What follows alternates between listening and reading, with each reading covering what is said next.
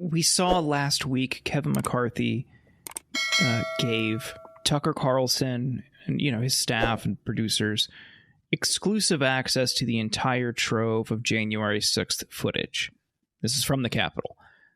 One of the clips that we saw was shared by I had not seen this clip before. Maybe it had made the rounds, but I do think it illustrates what they're going to try to do with this footage.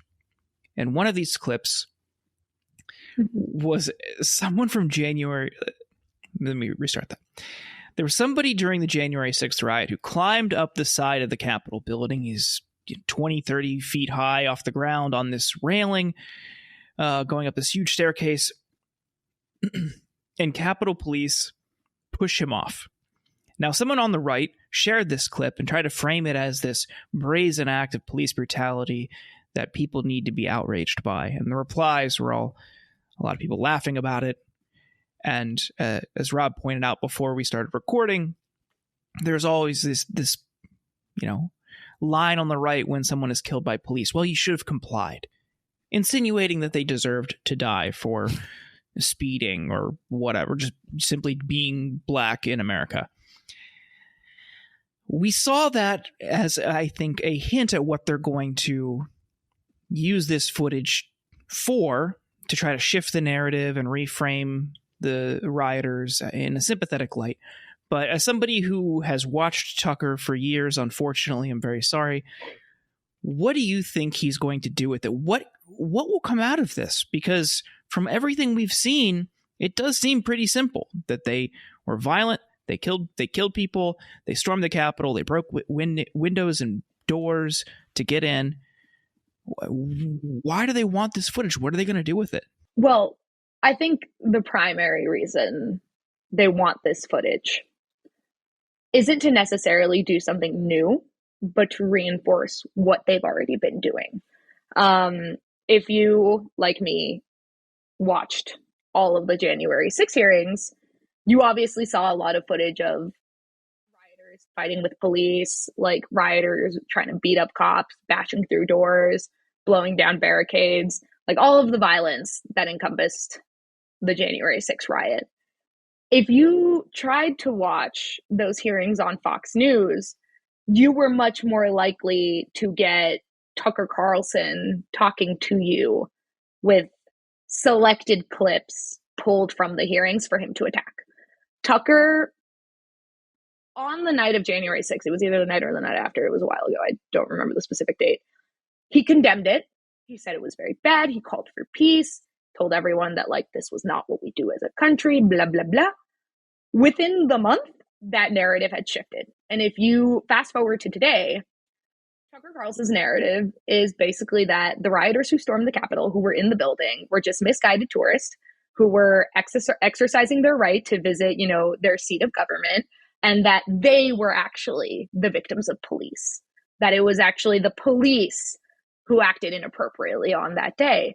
And if you watch Fox News's coverage of the riot, you will very rarely see the encounters between police and protesters, especially if it's the protesters who are attacking the police. If you see any images, it's usually of just a January 6th defendant who was in the Capitol. They're like, oh, this guy was just milling about. I actually wrote a piece today about the guy who was wearing the panda head, like the big kind of panda costume head. He got arrested by the FBI. But two other cases that are happening simultaneously at the moment are from men, two individual guys, like two dudes did this, who claimed that they were only in the Capitol on January 6th because they were looking for a bathroom. One of the guys got sentenced to 3 months in prison because while he said he was looking for a bathroom, there is actually footage of him shoving a cop. So Fox viewers, we have to be very clear here. The key word is that Kevin McCarthy gave Tucker an exclusive.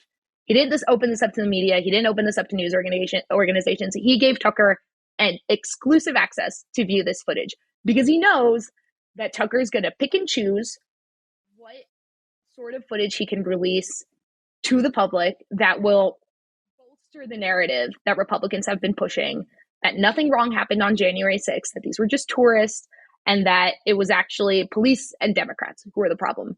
A side note there is that Tucker does not like Kevin McCarthy, and part of me is convinced that this is Kevin trying to get into Tucker's good graces. But I think that that's the reality of it. Like, Fox News lies to its viewers. We just talked about it.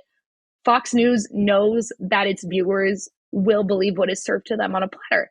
So if Tucker picks up a couple instances of police beating up cops, pulls some footage of a guy he accuses of being a Fed saying, oh, we should storm the Capitol, his viewers are going to eat that up. And it'll once again put distance between Republicans and accountability for January 6th. We know that on January 6th, Kevin McCarthy called Donald Trump and begged him to call off the rioters. We know that 6 days after January 6th, Kevin McCarthy and Mitch McConnell stood on the House floor and said that what had happened was condemnable and that the people responsible needed to answer for it. Now that the January 6th committee has closed out its business, has recommended, what's the term for it? Ethics, has made ethics referrals for McCarthy, Jim Jordan, several other congressmen.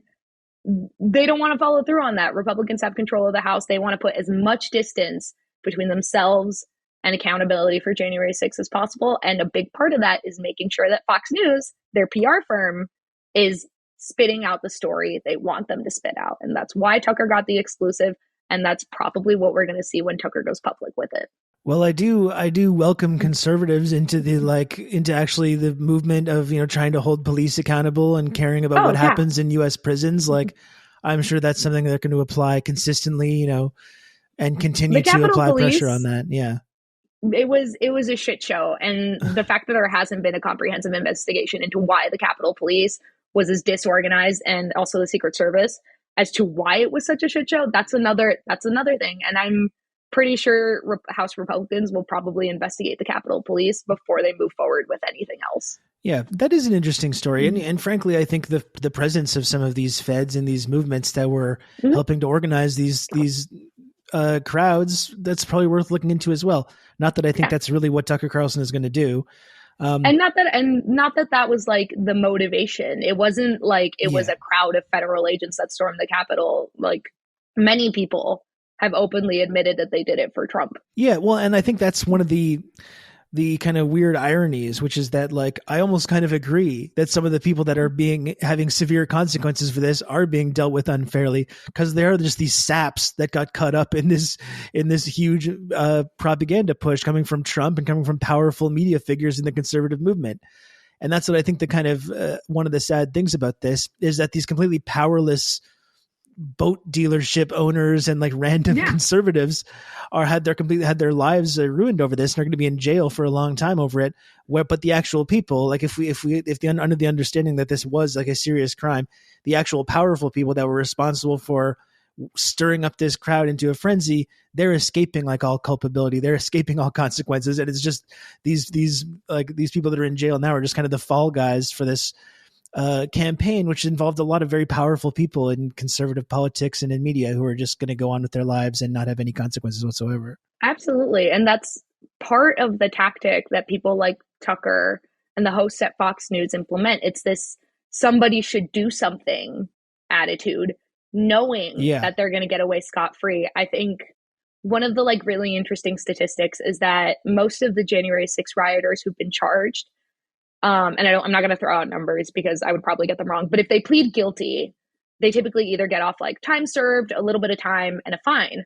But if they go to trial, like the sentence increases significantly. And that's generally true across most like criminal cases, across like the judicial system. If you go to trial, you're more likely to get a longer sentence, harsher penalties. But the problem is that Fox, a lot of other conservative outlets are really hyping up people who go to trial. They're encouraging people to like fight back, that like getting charged for this is overreach. And these people end up getting longer sentences. And as soon as the hammer falls, Fox News drops them. Their lawyers no longer get the invitation. They're kind of left on their own. And the reality is that a lot of this is predatory. It's exploiting sort of the commitment these people have to the movement, encouraging them to commit these acts, sometimes violent, and then sort of just, washing their hands of it when things go to shit. And I think the Dominion lawsuit, it backfired there. I think Fox didn't think that they would get sued over it. They really didn't. They thought it would be just, another news cycle where people would get mad at them and then things would move on. But no, now they're facing like $4 billion in lawsuits, and they might have to pay up. That's so heartbreaking.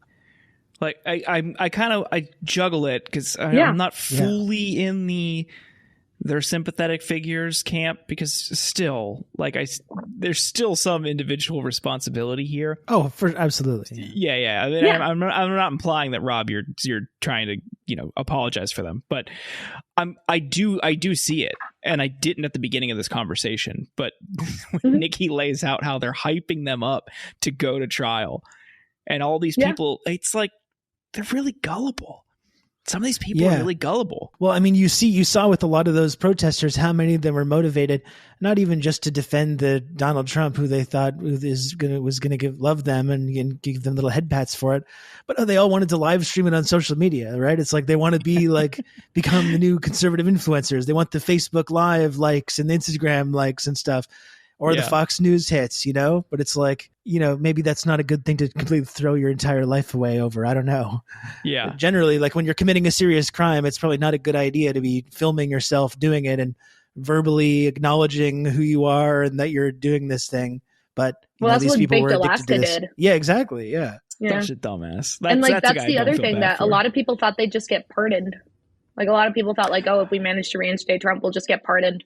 Or they thought that like Trump would come out and pay their legal bills. And no, Trump spent like $10 million on his own legal bills, but not a single cent. I don't think a single cent has gone to a January 6th defendant. Like all this money they donated, all of these things they've given that movement that they really believe in, that is very willing to just hang them out to dry. Yeah, don't feel a huge amount of sympathy. Maybe a small twinge. Just a small twinge of sympathy. Not a huge amount. Deep in you. Yeah. A little.